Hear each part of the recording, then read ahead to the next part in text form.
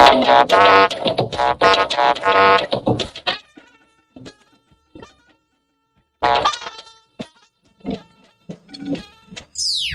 will take every action necessary.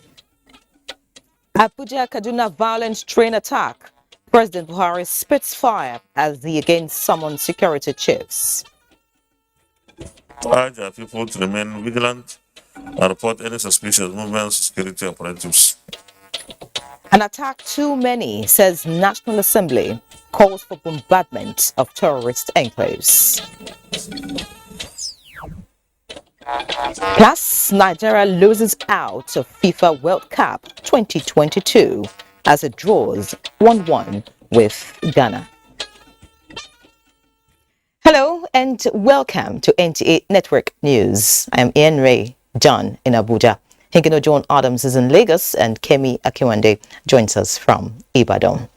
Many thanks for joining us. And just before we hit the road, it's good you know that you can follow this news broadcast live on our website, nta.ng/live, and on our YouTube channel, NTA News Online. You can also visit our Twitter handle at NTA News Now. Facebook page is NTA Network News, and Instagram is NTA Network for updates. Now, terrorists have attacked Gidan train station and community along the Abuja-Kaduna rail track. The train, with the Minister of Transportation, Chibuke Rotimi Amechi, and his entourage heading to Abuja from the visit to the scene of yesterday's attack, was made to stop for some minutes before proceeding on the trip. Security personnel have been dispatched to the area. This is the second attack within 24 hours along the same axis. Similarly, President Muhammadu Buhari has been formally briefed on the violent terrorist attack on Abuja-Kaduna bound train Monday evening. The president, who was deeply worried over the incident, summoned an emergency meeting with the nation's security on facts and counter strategy. He directed the immediate conclusion of all the processes for the implementation of the integrated security surveillance and monitoring solution for all the active railway lines in the country. State House correspondent Adamu Sambo reports. At the emergency meeting were all the service chiefs led by the Chief of Defense Staff, Inspector General of Police, Director General, Department of State Services, and other critical stakeholders. The security chiefs are here after visiting the scene of the incident on a fact-finding mission. The Chief of Defense Staff, General Lucky Irabo, had told the President that the criminal elements laid improvised devices which exploded along the rail track, thereby immobilizing the Kaduna-bound passenger train. And 7 Nigerians were killed, 29 others were wounded, and some have been abducted. We are yet to establish the exact number. So we inspected the entire episode and gave out instructions as to what is to be done, and we have come to brief Mr. President on these developments. President Muhammadu Buhari had made it clear that he will not hand over a security-challenged Nigeria to the next administration, describing the terrorist attack on the Kaduna-bound train as unfortunate and intolerable. The president directed the nation's armed forces and other security services to at all times remain alive to their responsibilities. We believe that the lessons out of this is what we need to build upon going forward. I can reassure the nation that based on Mr. President's directive, that we will take every action necessary. It's not just to apprehend those who are behind this dastardly act, but for them to also face justice. Going forward, certainly there will be a greater security for the nation, and I'd like to urge everyone to go about their normal duties. This is the first time a passenger train will be attacked by terrorists along the Abuja-Kaduna rail line. From the State House, Adamu Sambo, NTA News. Meanwhile, business activities associated with Rigasa train station have been paralyzed as a result of suspension of services announced by the Nigerian Railway Corporation following the attack on Abuja-Kaduna train. Let's join Achari Maxwell for a situation report. The Gaza train station, which used to be a beehive of activities, is now a shadow of itself following the suspension of operations along the Kaduna-Abuja corridor. Meanwhile, some family members have intensified search for their loved ones who are suspected to be missing in the aftermath of the attack. I'm here to check the situation about my two boys that boarded the train from Iduyad in Abuja down to Kaduna yesterday, which the train that's supposed to cover around 6:10, which is supposed to be here by 8:14. Then on getting here, when they're supposed to arrive, then we discovered that there's a problem, and we couldn't find them, couldn't get them. We have gone to 44 military hospital to check if there's any update, but we can't find them. We check the mortuary there, and we go to St. Gerard Hospital in order to check them. But all our efforts is availed. So that's the reason why we come back to railway station in order to get more information how we can find them.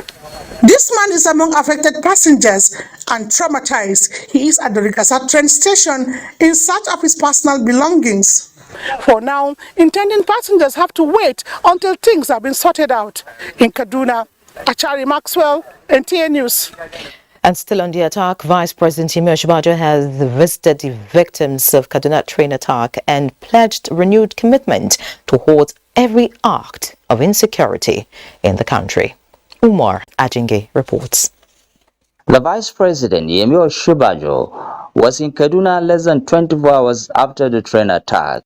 While commiserating with victims at Fort 4 Army Reference Hospital, as well as St. Gerard Catholic Hospital, Kaduna, the Vice President said the federal government is all out to deal with the merchants of conflict.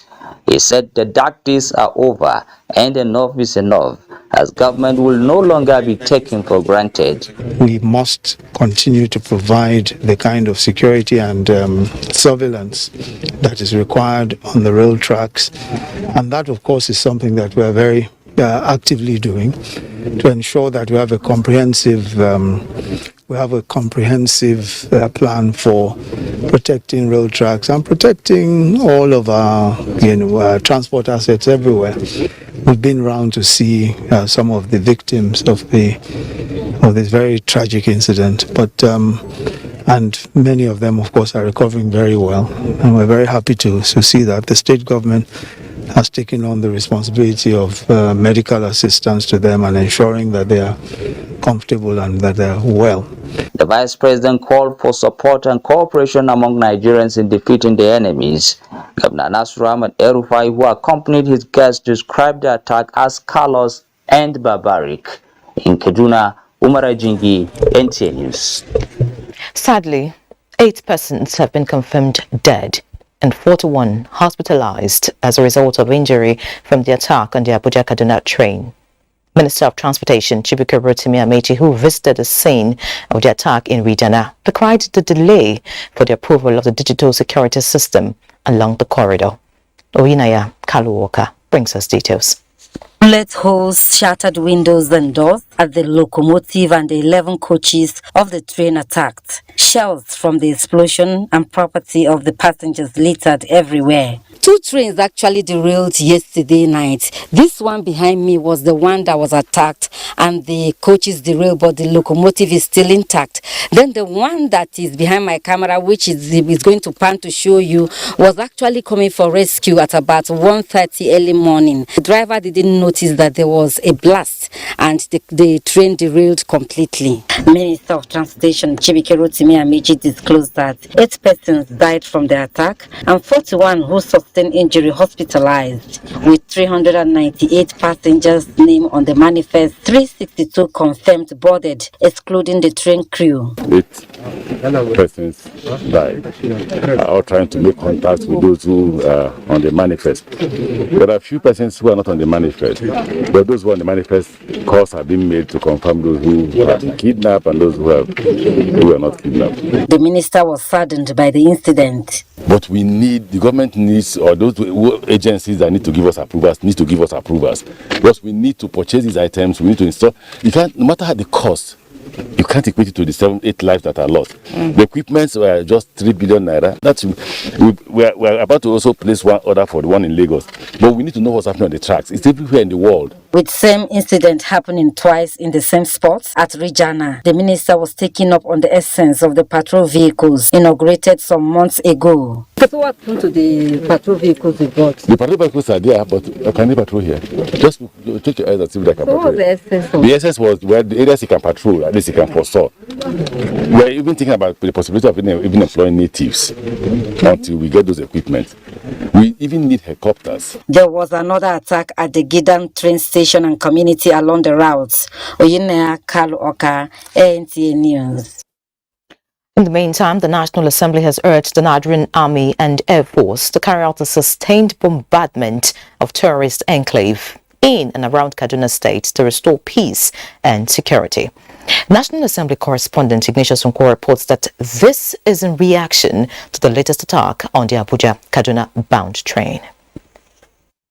The mood in the Senate chamber Tuesday morning was sober. This is as senators were worried at the news of the terrorist attack on the Abuja-Kaduna bound train, which left some passengers dead and others wounded. It was the only motion of urgent public importance raised by Senator Obasani, which urged the federal government to declare full-scale war against the terrorists. Effective gathering of intelligence and sustained security operations at the local level will make life uncomfortable for terrorists. Having live chats with people that were caught in the unfortunate incident, and it was really, really scary. Had it been proactive actions were taken when that thing happened, when the attack happened in NTA, at least they will have deployed radar and other instruments. I urge our people to remain vigilant and report any suspicious movements to security operatives. Senate observed a minute silence in honor of those who lost their lives in these attacks. And at the House of Representatives, the coordinated attacks on the Kaduna-bound train and at the international airport in Kaduna were strongly condemned, and a resolution was passed to invite security chiefs for an emergency meeting. There should be an inquiry into the security infrastructure by the aviation. All hands will be on deck with a view to tackling this problem of incessant security violations. The agency to be invited, National Security Advisor, Chief of Defense, Chief of Army Staff, Chief of Air Staff, DGSSS, IG Police, Aviation Minister, DG NCCA, MD FAN, MD NAMA, GM Railway Corporation, Minister for Transport. Some of the members urged the federal government to declare state of emergency on security in parts of the country. From the National Assembly, Ignatius Nko, NTA News. And away from the train attack, but still in the red chamber, President Muhammadu Buhari has written to Senate requesting the confirmation of 4 persons as executive commissioners in the board of the Nigerian Upstream Regulatory Commission. National Assembly correspondent Ignatius Nko again brings us details. President of the Senate Ahmed Lawan read the executive communication seeking Senate's approval of Nuhu Habib, Kelechi Ofebu, Captain Tonlaha Roland John, and Jide Adiola. It is my hope that the Senate will consider and confirm the nominees in individual expeditious manner. Senate thereafter passed for second reading the bill that seeks to create and develop an enabling environment for technology-enabled startups in Nigeria, sponsored by Senator Yahaya Abdullahi, and the Federal University of Technology Ikora Abasi Akwa Ibom State Establishment Bill by Senator Albert Basi Aban. Startups are increasingly playing a critical role in the world's socio-economic development through development of innovation and aiding the optimization of current economic sectors. I want to urge the federal government to set up a venture capital company. Venture capital projects usually entails high risks but also have high returns. The State College of Science and Technology Assessment Bill was recently passed into law by the Common State Government House of Assembly, setting the pace for the establishment of a federal university of technology to support and complement the college. Meanwhile, the Nigerian National Petroleum Company Limited, at an interactive session with the Senate Joint Committee on Petroleum Resources, informed the committee that normalcy is returning to filling stations across the country and that the rehabilitation of the Port Harcourt refinery is on course. The fuel that we received in the first week of January up to 23rd of January, when we discovered it, contained methanol. Methanol is a regular additive to PMS. Let me clarify, it was not adulteration. This is the first time that you have a chief executive who will lay the facts as they are. It's an enormous challenge and responsibility, taking into consideration the challenges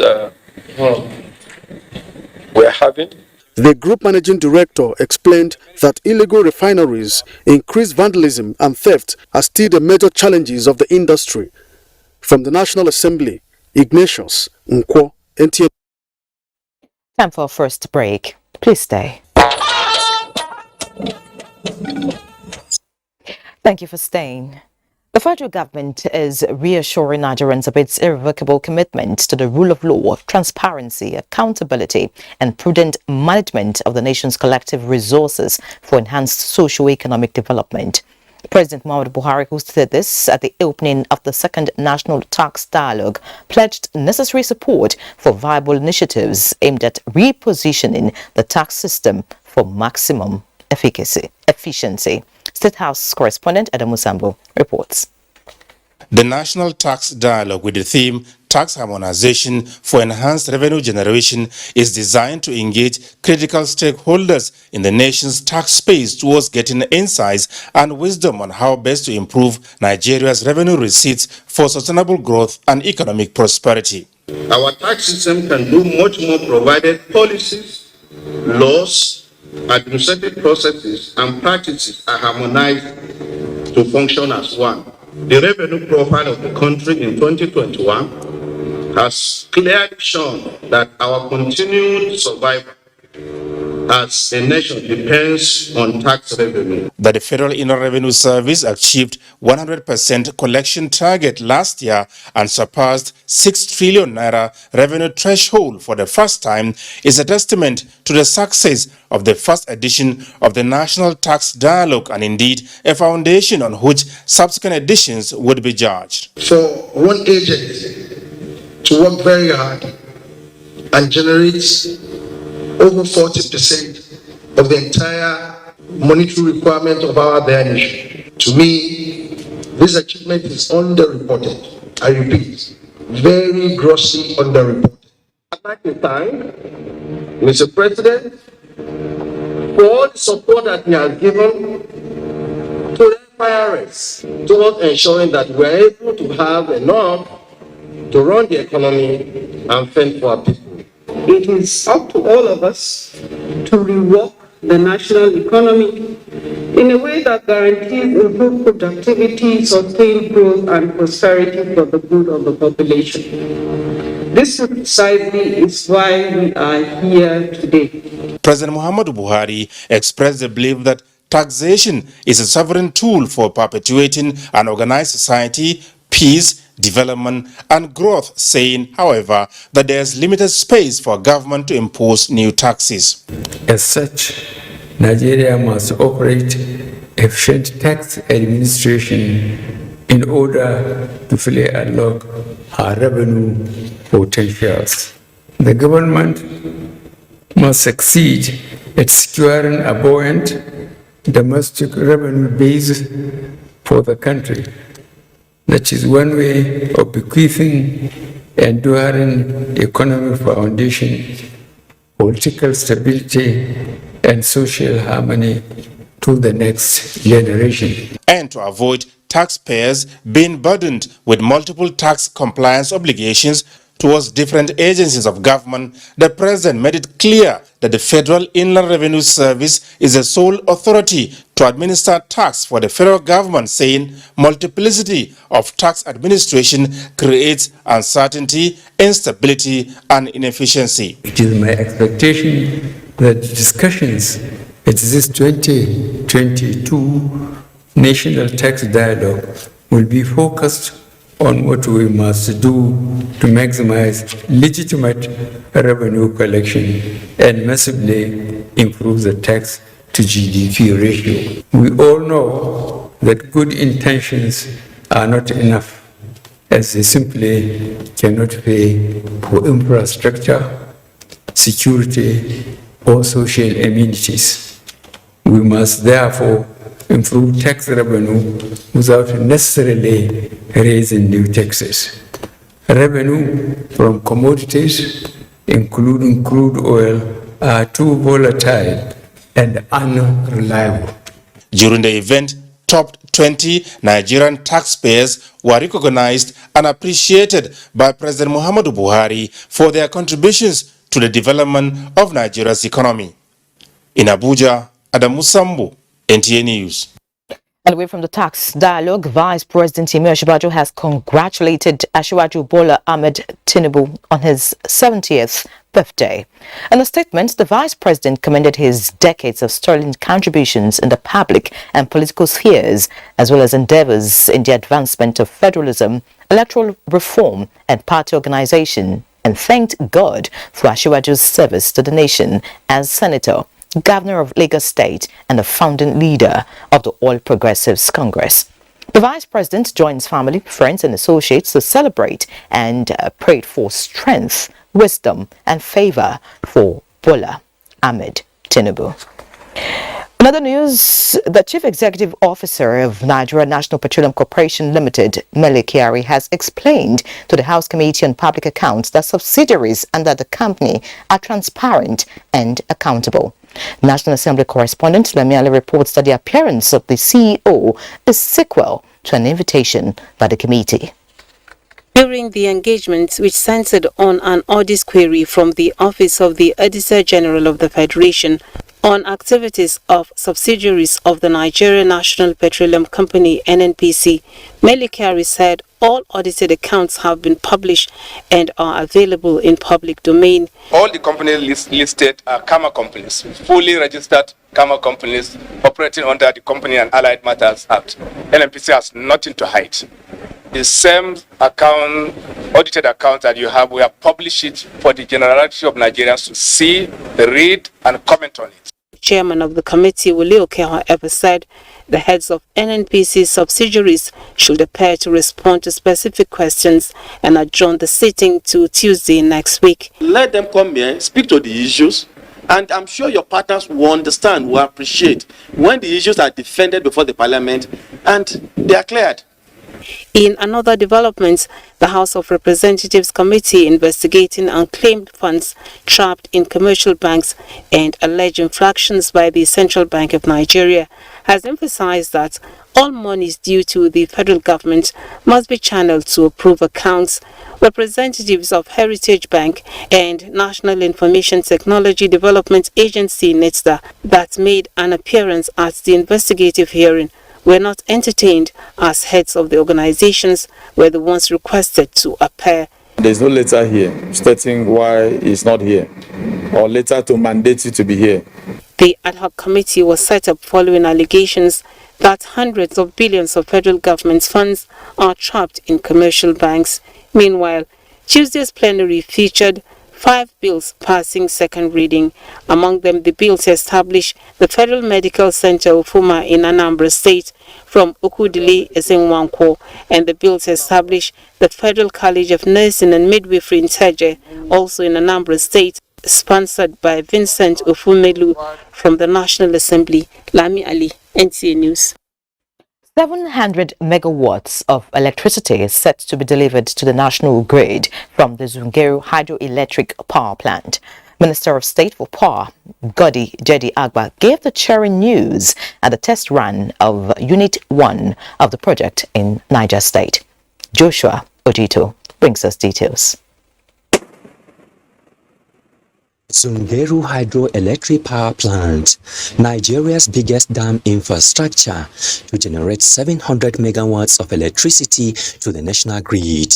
First unit of the plant completed, generating 175 megawatts of electricity, being evacuated to Mararaba substation in Gusase, Niger State. Work on the remaining 3 turbines, the contractor says, will be completed this year. The EPC contract places the responsibility for delivering a hydropower at an expected performance by the contractor. It's exciting, indeed exciting to be here and see this commissioning of stage 1. It shows President Muhammad Buhari's commitment to this project and to the project of power, clean energy to Nigerians. I assure you that by the end of this year, we should be able to commission the other 3 projects and put in 700 megawatt of energy to the grid, national grid for Nigerian public. I have to commend the federal government for this project. We believe tremendously we are going to benefit out of this project. With 75% funding by China Exim Bank and 25% financed by the federal government, the Zungeru Hydroelectric Power Project is engaging 6,000 skilled and unskilled workers from Nigeria in line with local content policy. Joshua Ojito, NTA News. And still on power, barely 1 week after the presidential directive to the power minister, Abubakar Aliyu, to fix the current power outage across the country, the federal government delegation is in Germany to engage Siemens Energy to fast-track implementation of transmission, rehabilitation and expansion program. Again, Joshua Ojito reports. One of the challenges of Nigeria electricity supply industry is the capacity of transmission to wheel power generated, as records show that the current transmission capacity stands at 7,600 megawatts, leaving thousands of megawatts generated stranded. Federal government moved in and signed agreement with Siemens to upgrade and expand the transmission infrastructure with a target to wheel 25,000 megawatts of electricity by 2025. The project being implemented under the Presidential Power Initiative is also to acquire mobile substations and transformers to boost electricity supply and stabilize the grid. Federal government is worried with the current poor power supply across the country, and the Power Minister Abubakar Aliyu, alongside Managing Director of Federal Government Power Company Kenny Anue, are in Berlin, Germany to assess progress made in the implementation of the project. At a high-level engagement with the president of Siemens, Minister of Power Abubakar Aliyu says the present administration is committed to fixing the power challenge in Nigeria, and the federal government Siemens deal is key in realizing the objective. Going forward, we want to see that we start doing something, we start showing Nigerians that this is what Siemens is. The delegation inspects plants where mobile substations and transformers are being manufactured, as the Power Minister calls for quick delivery of the infrastructure. The minister's engagement in Germany is on the sideline of Berlin Energy Transition Dialogue. Joshua Ojito, NTA News. Let's now talk education, as 91 beneficiaries of the MTN Foundation Scholarship have been presented with certificates in Abuja, with the multinational organization pledging sustained investment in education through its corporate social responsibilities. Kunle Adiyeye reports. It is an initiative many consider even brighter than yellow. The MTN Foundation began in 2004 with the scope widened, scholarship for science, technology, engineering and mathematics, and scholarship for the blind were incorporated in 2009 and 2011 respectively, with more than 4,200 beneficiaries. With the presentation of these certificates, each beneficiary will in turn receive 200,000 naira. It is a helping hand, sensitive in its outlook, with good wishes to follow them everywhere they go. Joy Usman is a 300-level student in the Department of Architecture, University of Science and Technology, Mina. Joy says the benefits are immeasurable, while Sufyan Mustafa Yakubu, who is a 300-level sociology student, In Ahmadu Bello University, Zaria is confident he can rub shoulders with anyone despite being visually impaired.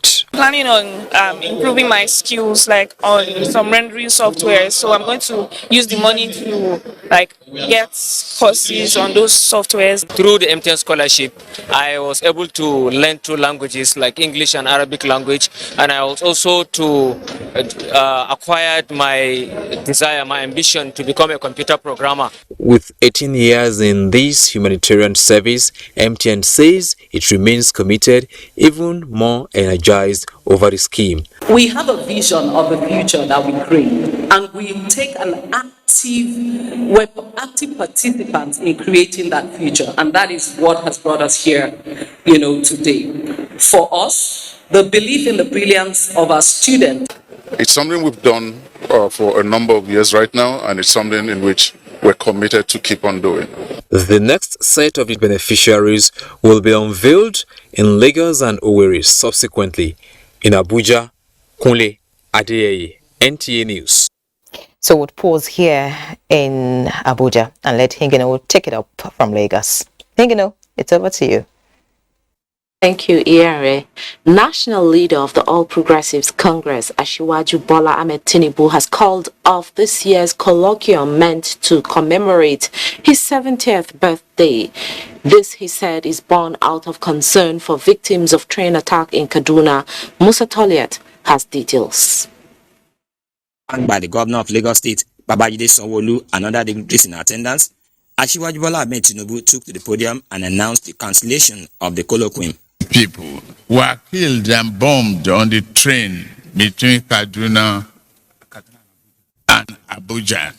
To be here celebrating, dancing and enjoying myself doesn't show enough concern of a statesman. The Asiwaju Bola Ahmed Tinubu colloquium, which is 13th in series, was meant to examine emerging global development issues and importance of good governance for Nigeria. In Lagos, Musa Toliat, NTA News. As a crucial element in a democratic mix, political parties must constantly reinvent themselves well enough to move the system of participatory governance forward. How to enhance their capacity in this direction is the objective of a 3-day retreat organized by the political parties' leadership and policy center, an arm of the National Institute for Policy and Strategic Studies in Lagos. Kehinde Adebisi reports. Political parties represent one of the pillars of a democratic system, as they provide platforms for eligible citizens to come together with other like minds for the purpose of vying for elective positions. This retreat, organized for the Inter-Party Advisory Council, hopes to achieve a level playing ground for political parties, which, irrespective of their ideologies, will be better positioned to drive the attainment of true democracy in the country. We hope that with this retreat, the Inter-Party Advisory Council will be able to go back and advise their party members on the best conduct they can put forward, what we call best global practices, to ensure that Nigeria in 2023 runs an election that is rancor-free. With the 2023 general election already commanding national attention, the retreat, according to the national chairman of the Inter-Party Advisory Council, IPAC, Yabagi Sani, is well-timed to deliver both the right framework and proper frame of mind for political actors. We are going to do things following due process, and Nigerians will begin to now appreciate democracy. A platform for INEC and political parties to have a shared understanding and have dialogue, and strategic engagement about how to promote a healthy democracy in Nigeria. It is believed that at the end of the robust engagement with other stakeholders, political parties will be better equipped for the forthcoming general elections. In Lagos, Kehinde Adebisi, NTA News. Simplifying global supply chain beyond the 650,000 2-foot equivalent units TEUs handled in 2021 is inducing smarter and digital process at the APM terminal in Apapa, Lagos. To translate this initiative into reduced cargo downtime, a new smart office building has been inaugurated by the organization as part of its $438 million investment in port development in Nigeria. Michael Olale reports. Here lies the largest container terminal in Nigeria, and within 15 years, the APM terminal has handled 8.1 million TEUs. This chart chronicles the rapid and reformative role of APM terminal to global trade, and the structure standing tall depicts a new direction in service delivery. Thank you very much. Behind the blocks and bricks are more revealing reality. From the training center, conference rooms, and relaxation spots, a demonstration of the renewed determination to set an unbeatable benchmark in the logistics value chain. To do really efficient and world-class operation, you need really good people, and really good people need an environment where they can thrive and develop. Of all the offices and desks within the structure, this particular operational center stands out. Apart from injecting a smarter and digital approach to cargo delivery and evacuation, the center will help to reduce downtime, affecting productivity for truckers and customers. And the point here is, when you visualize and put it on the wall, then you get better at combining all your information to serve the customers. We have a simulator where we can simulate both ship-to-shore cranes, we can simulate mobile hull cranes, and the RTGs you see here in the yard. That enables us to first and foremost train new operators to come in. Going forward, the terminal is also thinking of expanding infrastructure, strengthening its existing automation, while enhancing 24 hours clearing procedures. We believe that the collaboration between the authority and you, APM team, will strengthen the possibilities for Nigerian exporters. This initiative no doubt ensures that cargoes are delivered at a click, while the organization made a commitment to fast-track the decarbonization process. In Lagos, Michael Olaleye, NTA News. Time for our second break, but before then, do not forget to follow this news broadcast live on our website at nta.ng/live and on YouTube at NTA News Online. You can also visit our Facebook page at NTA Network News, Twitter handle at NTA News Now, and on Instagram at NTA Network for updates. Glad to have you back. President Muhammadu Buhari joins Nigeria Bar Association and National Judicial Council in celebrating with Olufolake Sholanke, first female senior advocate of Nigeria and distinguished lady of many firsts, on her 90th birthday. The president shares the auspicious and historic occasion with Chief Sholanke, rejoicing with family, friends and professional associates as they honor the renowned matriarch of the bar, whose pedigree of virtue and excellence continues to awe and inspire within and outside the legal profession. President Buhari praised that the Almighty God will sustain Chief Sholanke in good health, grace, and wisdom. In other news, the National Security Advisor, Major General Babagana Mogunu, has advised security agencies in Africa to upscale their efforts in counter-insurgency and transporter crimes if the continent must stop the rising cases of military coups. He gave the advice in Accra, Ghana, at a lecture at the Ghana Armed Forces Command and Staff College entitled "The State of Security in West Africa, Curbing the Spread of Terrorism and Preventing Coup Contagion," to members of the armed forces and students. He underscores the importance of countering terrorism, violent extremism, transnational organized crime, climate change, cyber threats, porous borders, and sea piracy in the Gulf of Guinea. The National Security Advisor, who met with the top rank of the Ghanaian military, conveyed the appreciation of President Muhammadu Buhari to the Ghanaian Minister of National Security for his visit to Nigeria in October 2021. Togolese Gilbert Hongbo has beaten 4 other contestants across the globe to emerge as the 11th Director General of the International Labour Organization, ILO, for a term of 5 years. It is the first time an African will be elected into the world governing body of work. Hongbo was elected by the ILO's governing body comprising representatives of government, workers and employers during their meeting in Geneva.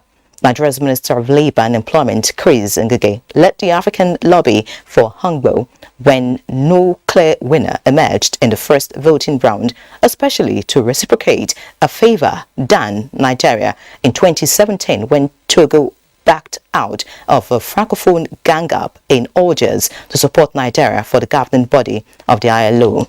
Hongbo is to assume office in October 2022. And it's time to talk business. Benny Adams is here. Benny. Thank you, Yeri, and welcome to Business. We'll start by telling you that the Federal Competition and Consumer Protection Commission says it receives and addresses more than 100 complaints daily, with banking, telecoms and aviation sectors having the most complaints. This, the Commission say, reflects low consumer rights awareness, hence the partnership with the media for consumers to be aware that someone is doing something to protect their rights to quality service delivery. Also go to either the Google Play Store or the Apple App Store to download the app for filing a complaint. It will do the same thing in respond, and there's a way to monitor it. There's a way to engage us on that. Are we resolving all the complaints yet? No. But are we resolving far more complaints? Yes. And for us as media, I think it's also our responsibility to make people understand that they have a right to ask questions, not just asking questions. If you're not satisfied with whatever services it is that you have received from a particular provider, there is an organization that has the mandate to protect you.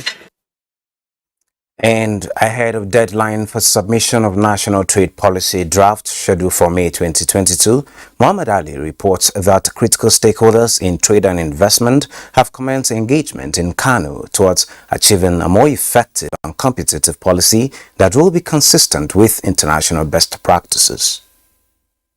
So by the time we have a coordinated approach to investment, we believe we are confident that we will attract more investment. That is the investment that will meet not only the profit expectations of investors, but also the developmental aspirations of the Federal Republic of Nigeria and help us achieve the diversification of our economy that we have long been gunning for. And on the capital markets, investors lost 27.36 billion naira as the all-share index dipped by 0.11%, maintains negative posture, with equities closing at 46,843.9 basis points. Market capitalization maintained a negative posture at 25.24 trillion naira. 214.3 shares valued at 1.7 billion naira were traded in 4,125 deals. Chams, Transcab and FBNH were the most active to boost market turnover. Well, that is business news. Network news continues with Kemi in Ibadan. Kemi, you can take it from here. Thank you, Benny, and welcome to Ibadan.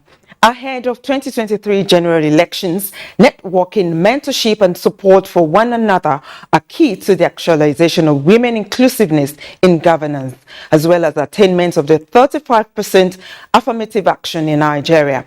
This was a consensus of the 2022 Women's History Month Forum in Ibadan, Oyo State. Funke Bidamison reports that it was a convergence of women of substance, including wife of the state governor, Tamino Minini Makinde. Tagged Gender Equality Today for a Sustainable Tomorrow, speaker after speaker highlighted the potential of women in nation building. Keynote speaker and first female professor of computer science in Nigeria, Adenike Oshofison, wrapped up the gender discourse with an appeal for proactive, deliberate steps by women for emancipation. I'm not saying we don't need affirmative law, yes we do. But what we can do for ourselves is much more than what all those things can do for us. We take the time that we talked about important to women, bring them up, share your knowledge and expertise, wife of the Oyo State Governor, could not agree less, challenging women to preach the gospel of gender equality in words and action. She highlighted the efforts of her office in prevention of violence against women and girls, thereby promoting a healthier society. You can agree with me that girl child education, women empowerment, and women participating in governance cannot be overemphasized. Powered by Initiative for Information, Arts and Culture Development IACD and the American Corner Ibadan, deserving women were recognized for exemplary leadership roles and being worthy role models for women. Women in History Month is celebrated in the month of March every year. That's it from Ibadan. More reports with Ieri in Abuja after the break. Building and maintenance of the National Vehicle Registry requires enhanced working relationship between the male-to licensing officers and the Federal Road Safety Corps National Vehicle Inspection System. Corps Marshal, Federal Road Safety Corps, Boboye Oyeyemi, emphasized this at the two-day workshop for state directors, male-to licensing authorities and National Vehicle Inspection System desk officers in Nigeria. Oyeyemi Ajayi has details. Data is one important tool for national security. However, in Nigeria, data duplication has hampered proper profiling. The National Vehicle and Driver's License Database, hosted by the Federal Road Safety Corps, has not just helped in the harmonization of data management in Nigeria, but has assisted various security agencies during investigation of crimes. The Corps Marshal, Boboye Oyeyemi, represented by the Deputy Corps Marshal Administration and Human Resources, said that the importance of a central database in the country cannot be overemphasized.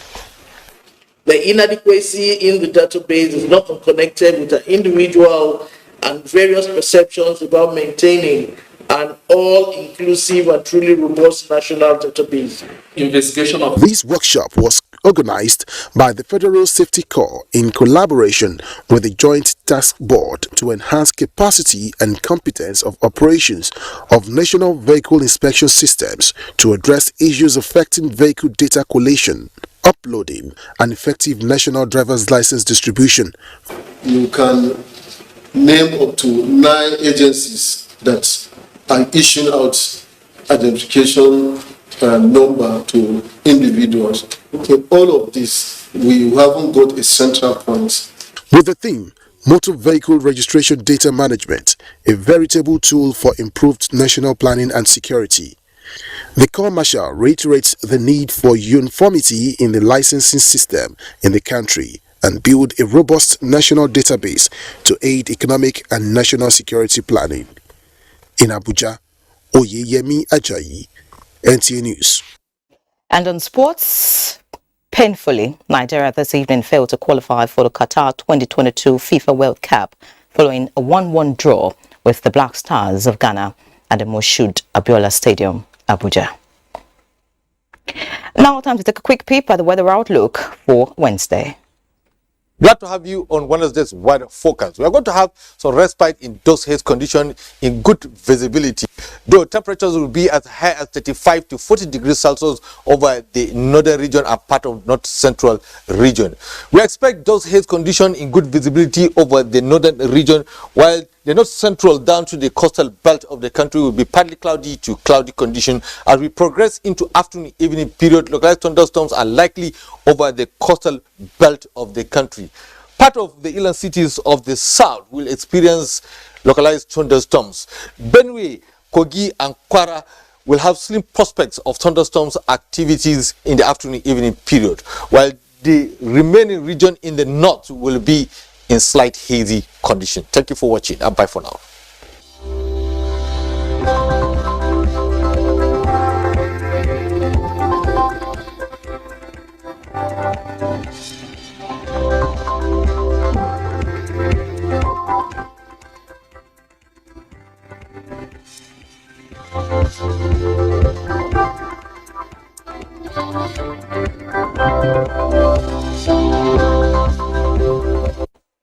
And that concludes NTA Network News tonight. Many thanks for watching, and please remember that rape is a crime. Speak up and take action. I'm Ian Ray John. Have a good night.